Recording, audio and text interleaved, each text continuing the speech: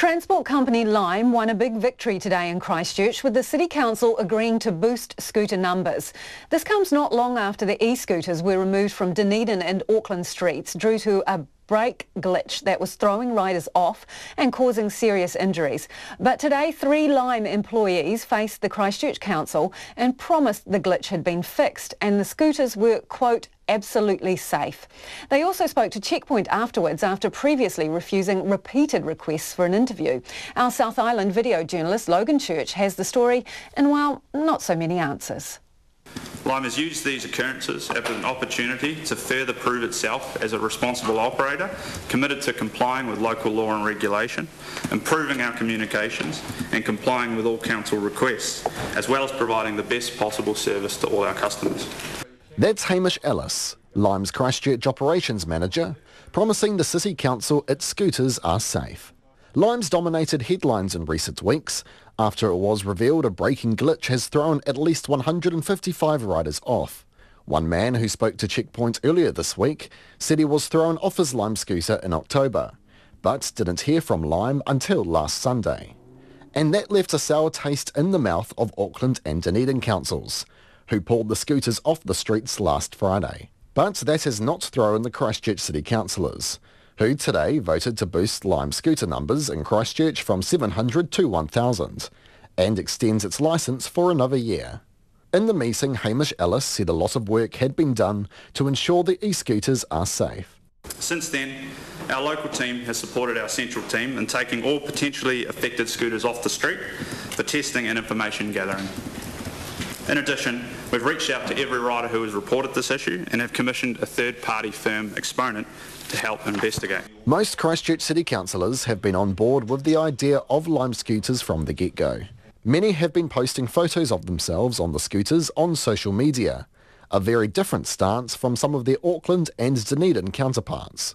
Deputy Mayor Andrew Turner, who chaired today's meeting, explained why he believed they worked so well in Christchurch. We as a city which is progressive absolutely need to be working in a way that allows for that to happen, where Christchurch can be seen as an exemplar of the way that we do these new modes of transport that other cities are looking at to say, well, this worked in Christchurch, how can we replicate that in our city?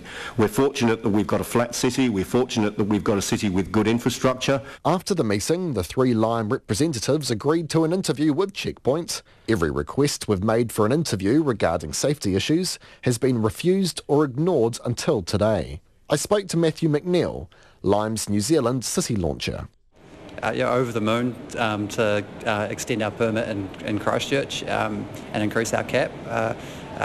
Obviously has proved to be a really successful initiative and offering to the Christchurch public, and so really over the moon with their decision to extend our operation. Yeah. Let's talk about that safety issue which has dominated news media over the last week, over the braking. What was the issue there? So we had an unexpected wheel locking issue in our fleet, which we became aware about in the last month in January.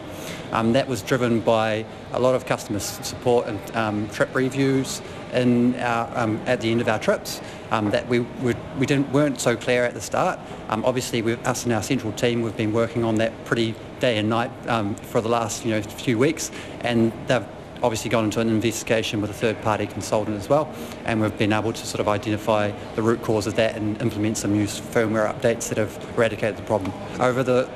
Since knowing that issue, obviously our local teams have pulled every potentially affected scooter off the road, and we've supported our central team in testing and providing information to those. Our central team has been doing an investigation to clarify and find commonalities in those potentially affected scooters, and then identify the root cause of that, like I mentioned. So we've also committed a third-party consultant on that who has assisted us in the investigation, and we've found that root cause and implemented a firmware update to fix that and eradicate that issue. Can you categorically now say that every Lime scooter is safe from that issue? Yes. Completely safe? Yes. Some statements made to Checkpoint also seem to contradict earlier statements by the company. In one opinion piece published in the New Zealand Herald on the 25th of February, Lime's Director of Government Affairs APAC, Mitchell Price, said the company became aware of the break-in issue only a few weeks ago. But today, We became aware of this customer service reviews in January. And again, you've heard from injured riders on checkpoints who say they had this happen to them last year. But while Lime confidently states its scooters are safe, neither Matthew or his colleagues standing off to the side of the camera were overly confident on some crucial facts. When was the first wheel locking incident in New Zealand? I don't know the date for that, sorry. How many people have been injured on a Lime scooter in New Zealand? In New Zealand, I'm not 100% of the number in New Zealand. Can't give you that. Christchurch? As far as I'm aware, I think it's 11. And was that due to that wheel locking issue? I believe so, yeah. So how many scooters were potentially affected?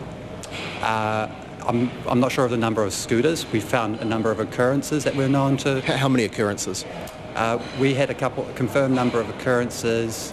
Actually, I'd have to get back to you on the exact number, sorry. So why don't you know it? I think that'd be quite an important number to know today. Yeah, you're totally right, it is an important number. It's just that I don't have it off the top of my head, that exact number in Christchurch. I need to get back to you on that. Does anyone else remember the number at all? No one remembers the number? Okay. And after we started getting into the nitty-gritty, Lime's representatives told me they had to leave and go to the airport. They wouldn't say when their flight was. But even as its employees make a quick dash for the exit of the council building, Lime itself is here to stay in Christchurch for now. The council today also capped the total number of e-scooters it will allow in the city to 1,600. Lime has 62.5% of that. A rental fee would come to just over $86 a year per scooter paid to the council. In Christchurch, for Checkpoints, Logan Church.